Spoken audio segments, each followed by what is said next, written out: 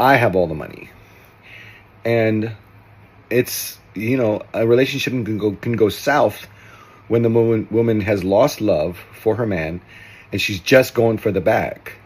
And if she goes for the bag, she's going to get a huge portion of that. That's what I mean by American. I mean, let's, or maybe she never loved you in the first place, bro. You went over there and got a Filipino mommy. Peace and blessings, you ugly mofos, and welcome to another episode of He Rants. I am your host, Felix Long Trousers. Hey, Daddy! All right, let's not waste no more time. Let's get right into this.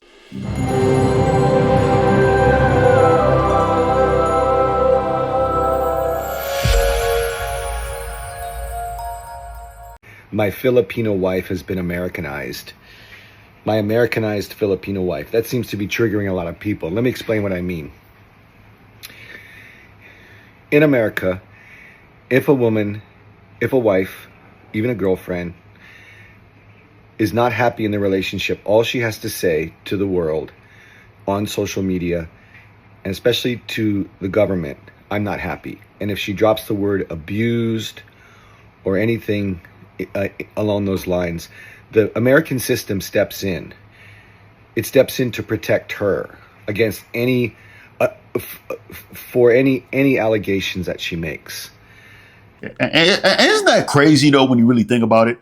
It's almost like, they say it's innocent until proven guilty, but it's like the moment a woman says something, it's like automatically the guy is guilty. And you know what's wild too, right? Women always say, no one believes us. No one ever believes us. And it's like, yo, I don't know, son. The moment the allegations come out, it's like, oh my God, it's like, even you see like people like Joy Taylor in the whole situation, that if it is true, which for some reason I really believe that it is.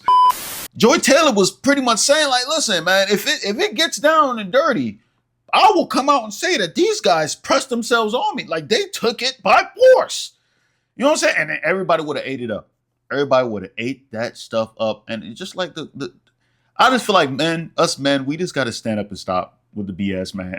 Like the moment a joint comes up with an allegation, like, no. We need all the proof and everything before we start destroying this guy, before we start kicking out some of these kids from their university because a girl who had sex with I'm about to go into a tangent. Let's just keep going. And the man's side of the story is, it's all assumed. I'm an evil, controlling, patriarchal, oppressive white dude. And the narrative instantly becomes me bad, she victim. So the fight that we're having, that's still there. Okay. That's always going to hang over my head. I'm a passport bro. I brought her here. I married her here. I signed all the government forms saying that I will support her for a minimum of 10 or 1,000 years. I don't know. I don't even know what I signed. That's the problem. You don't know. Hey, listen, I'm sorry. I'm going to let it go. This is a pretty decently long video, but I just got to say this. Listen, passport bros, I want you guys to understand this. Right? I'm not a passport bro myself because I'm happily married right here. And I feel like I found a good one. I feel like it. But who knows? Maybe in 10 years from now, I'll be making a video like, damn, man, I got with this dumb stupid. We're going to cut out a lot of that because I feel like my wife is going to watch this video and then she's going to be like, oh, is that how you really feel or something like that? But people have to understand, once you become a passport bro, when you go overseas, you're somewhat looked at as a lick. A lot of these girls know that y'all coming from overseas and y'all are just thinking that they're all easy. So they're coming at you. Sometimes they work with their family like, families be pimping them out. If it's a real big third world country, they'll pimp them out. Like, yeah, go ahead. Go out there and mess with the American guy. Try to get as much money out of them as possible. If you're even luckier, try to find a way to get sent to America. And once you get sent to America, then, be with them for the whatever threshold amount of time that you have to be with them. And then, boom, hit him with the abuse or whatever, and then get a divorce, take his money, and help all the people back in their native country. So people have to understand, once you want to become a passport bro, you got to go over there and stay there and just start pillaging joints while also trying not to use as much money as possible. Oh, I mean, if you want to use your money, go ahead. You know what I'm saying? But for the most part, you got to understand that's how the game is. It's just how the game is. Some people don't like it, but it's the reality. But damn sure don't bring them back because they will get Americanized, and they will wisen up, right? That sounds so bad. That sounded so bad. Like, oh, you taking advantage of And all you dudes out there who have been through this, you know exactly what I'm talking about. Americanized means weaponization of the male-female relationship to benefit the female, because family court is not a judicial system, it's a corporation. For profit, digging into the pockets of dads, of men. Because, yeah, we're in a patriarchal system and men still have most of the money. Now, that's exactly what's true in our relationship. She doesn't have any money. I have all the money. And it's, a relationship can go south when the woman has lost love for her man and she's just going for the bag. And if she goes for the bag, she's going to get a huge portion of that. That's what I mean by American. I mean, or maybe she never loved you in the first place, bro. You went over there and got a Filipino mommy and decided to come back. Cuz it's like, bro, cuz pushing 50, if not in his 50s, bro. They're like, come on, son. He probably got a nice little young Filipino John. Like, bro, women are women, bro. Women are women. So, like, you go overseas. If you was a dweeb in America, you might be less of a dweeb overseas, but you're still looked at as a dweeb. Like, they're gonna still look at you like, this guy looks like an easy lick. Just like if you were in America, a lot of young, pretty joints would look at this dude as an easy lick. It's just that simple. The main difference is overseas, you might get a little bit more love, right? Even though you're still looked at as a lick, they'll cook, clean, and do a whole bunch of stuff for you. Like, pretty much do maid work, I guess. I don't know. They'll give you a lot more femininity and a lot less like headaches and all that stuff. But at the end of the day, you're still a lick, nonetheless. You know what I'm saying? You might be able to find some love. You know what I'm saying? Hey, let's keep going. That's what I mean by Americanized. Jayan is solidly Filipina, and that comes with a lot of stuff. And one of those things is she's going to be fiercely defensive for her family, her mom and dad. And this whole fight is hinging on the fact that I disrespected her mom and dad. Never mind that they disrespected me too. We'll get into that later. But Jayan is not Americanized in that she's materialistic or even greedy. But she senses and she knows the support that she would get if things really got ugly between us.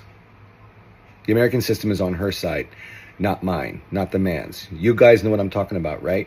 Okay, that's it for now. More later. Happy New Year. Thanks for watching. This guy is she's not really greedy. She's not really, yes, she is, bro. This is to me is the same thing as them basketball wives, professional athlete wives that come out later on and say, the reason why I decided to divorce him after he retired is because he was cheating on me left and right. Like, what did Larsa Pippen's wife say?